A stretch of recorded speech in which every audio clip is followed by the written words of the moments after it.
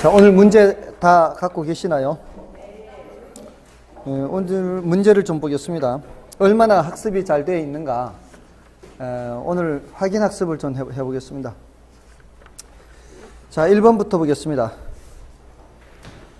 우리나라 부동산 투자 회사법상 부동산 투자 회사에 관한 설명 중 옳은 것은 1번 자기관리 부동산 투자 회사는 명목형이며 위탁관리 부동산 투자 회사와 기업 구조조정 부동산 투자 회사는 실체형이다. 맞아요?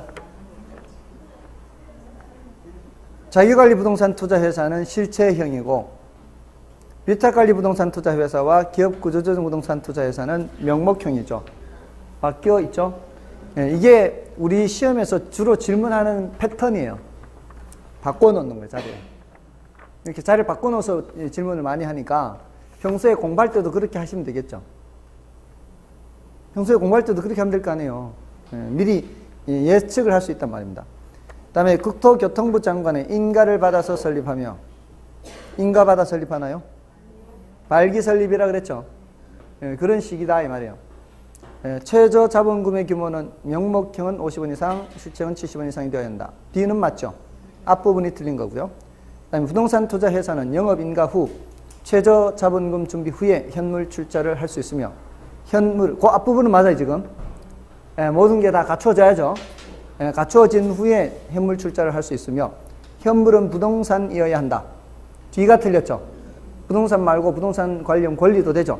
그 다음에 자기관리 부동산 투자 회사와 위탁관리 부동산 투자 회사는 처분 제한 기간에 적용을 받으나 기업 구조조정 부동산 투자 회사는 처분 제한 기간에 적용을 받지 않는다. 이게 맞는 말이죠. 다음에 5번 증권시장에 주식을 상장하기 전에는 부동산 개발 사업에 투자할 수 없으며, 이게 원칙이죠. 그리고 30% 이내만 할 수 있죠. 이는 개발 전문 부동산 투자 회사에 대해서도 적용된다. 개발 전문 부동산 투자 회사는 예외죠. 상장 전이라도 가능하고 70% 이상 가능합니다. 됐죠? 그 다음에 2번 옳지 않은 겁니다.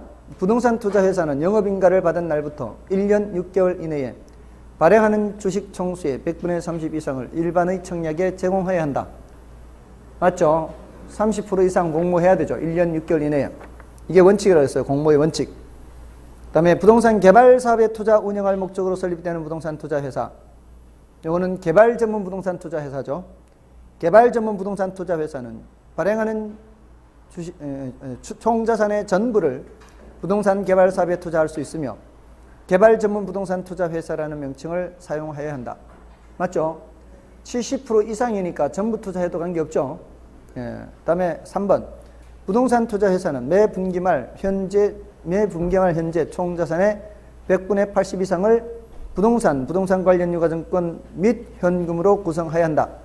맞죠? 100분의 80이 나올 때는 세 가지가 나와야 돼요. 100분의 80이 나올 때는 부동산 관련 유가증권, 현금 이렇게 나와야 됩니다. 그 다음에 자기관리 부동산 투자 회사의 주주 1인과 그 특별 관계자는 최저 자본금 준비 기간이 끝난 후에는 발행 주식 총수의 100분의 30을 초과하여 소유할 수 없다. 맞죠? 100분의 30 이내만 소유할 수 있죠. 그 다음에 5번 부동산 투자 회사는 당해 연도 이익 배당 한도의 100분의 90 이상을 주주에게 배당해야 하며, 이익 배당은 금전 배당 또는 주식 배당으로 한다. 주식 배당이 틀렸죠. 다음에 3번 부동산 투자 회사 제도를 도입한 정책 목표에 관한 설명으로 틀린 것은 1번 소액 투자자들의 부동산 투자 기회를 확대한다. 맞죠?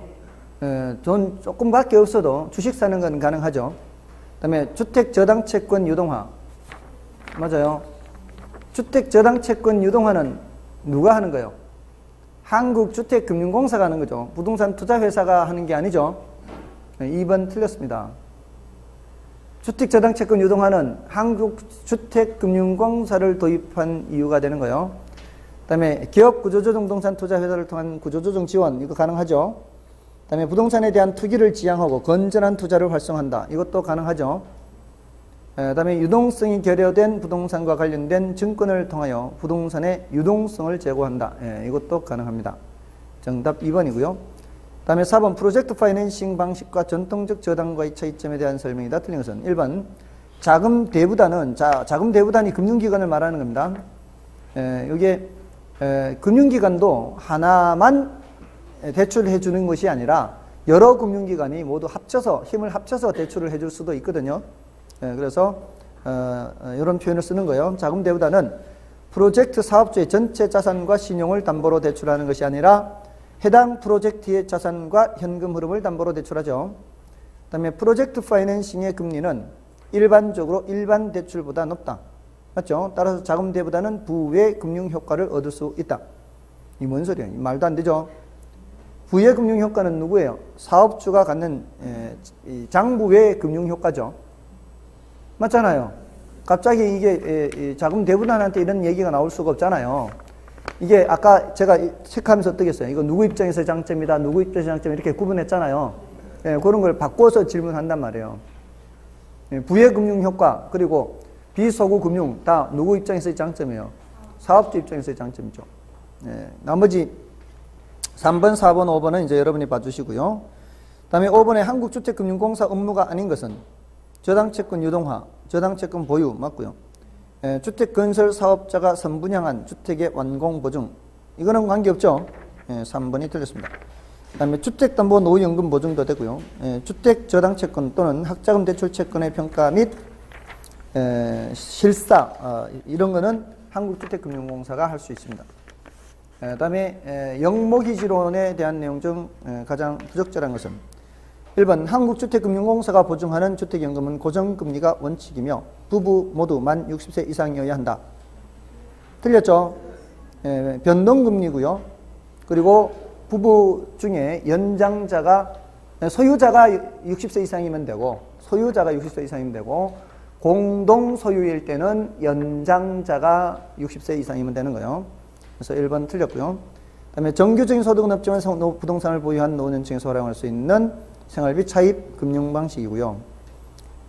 다음에 노년층이 보유주택을 담보로 자녀 생애기간 동안 연금의 형식으로 매월 일정액의 생활비를 지불받는 거고요. 다음에 주택연금은 계약기간 말에 대상주택이 매도되거나 차입자가 사망함에 따라 종료될 수 있죠. 주택연금이 종료되면 담보부동산의 매도 등을 통하여 주택연금 지불액의 원리금 합계액이 일시불로 상환이 되죠. 맞는 말입니다. 다음은 토지이용 활동에 관한 기술이다. 가장 옳은 것은 1번 침입현상이란 도시의 개발, 성장, 확산이 무질서하게 불규칙적으로 확산되는 것. 침입이 아니고 이건 뭐예요? 스프롤 현상이죠. 이거는.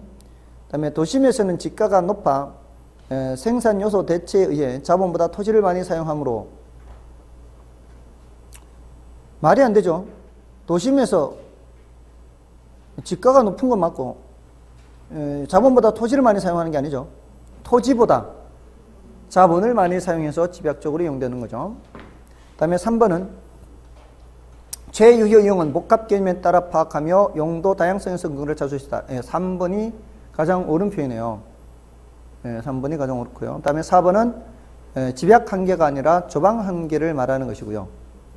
그 다음에 침입적 토지 이용은 확대적 침입이 통상적이며 여기까지는 맞는데요. 확대적 침입은 조방적 이용이 집약적 이용을 침입하는 게 아니라 집약적 이용이 조방적 이용을 침입하는 거죠. 상업적 이용이 주거용을 침입할 때 이게 확대적 침입이다 이 말입니다. 됐나요? 아까 설명드렸잖아요. 그거예요. 그 다음에 8번은 자가관리 장점으로 보기 어려운 것은 1번에 전문적인 관리로 관리 효율성을 높일 수 있다. 이게 바로 틀렸네요. 전문적인 관리는 위탁관리죠. 1번에 관리 수수료를 절감할 수 있고요. 관리 수수료는 절감할 수 있죠. 자기가 직접 하기 때문에. 대신 그게 전문적인 관리가 아니기 때문에 오히려 문제가 더 커질 수가 있습니다. 그 다음에 소규모 부동산에 적합한 방식이다. 그렇고요. 기밀 유지 및 보안 유지가 가능하고 지시 통제 권한이 강하고요.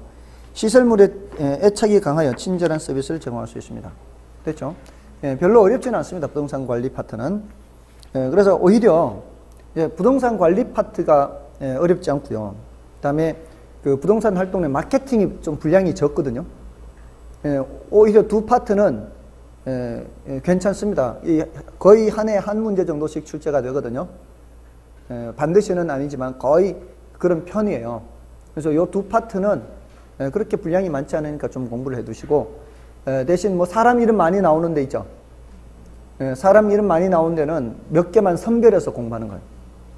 예를 들어 상업입지론만 공부한다든가, 딱 그냥 상업입지론, 또는 지대론에서 그냥 차위절, 차액지대, 위치지, 절대지대만 좀 한다든가, 이렇게 몇 개만 선별해서 공부를 하면은 좀 부담을 좀 줄일 수가